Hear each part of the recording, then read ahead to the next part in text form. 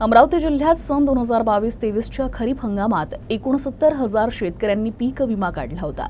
त्यानुसार वर्षभरापूर्वी 123 कोटींचा परतावा मंजूर करण्यात आला। मात्र शेतकऱ्यांना अद्याप एकही रुपया मिळाला नसल्याने शेतकरी आर्थिक अडचणीत आले आहे। अमरावती जिल्ह्यात सन 2022-23च्या खरीप हंगामात 69,000 शेतकऱ्यांनी पीक विमा काढला होता। त्यानुसार वर्षभरापूर्वी 123 कोटींचा परतावा मंजूर करण्यात आला असताना सुद्धा अजूनपर्यंत शेतकऱ्यांना 1 रुपयाही मिळाला नसल्याने शेतकरी आर्थिक अडचणीत आले आहे। योजनेसाठी कप अँड कॅप मॉडेलचा GR शासनाने काढला, प्रत्यक्षात अंमलबजावणी नसल्याने शेतकऱ्यांना अद्यापपर्यंत पीक विमा मिळाला नाही। शासनाने हा निधी कंपनीला देण्यास 1 मार्चला मान्यता दिल्याने बाधित शेतकऱ्यांना पीक विम्याचा परतावा येत्या काही दिवसात मिळणार असल्याचं कृषी विभागाकडून सांगण्यात आलंय।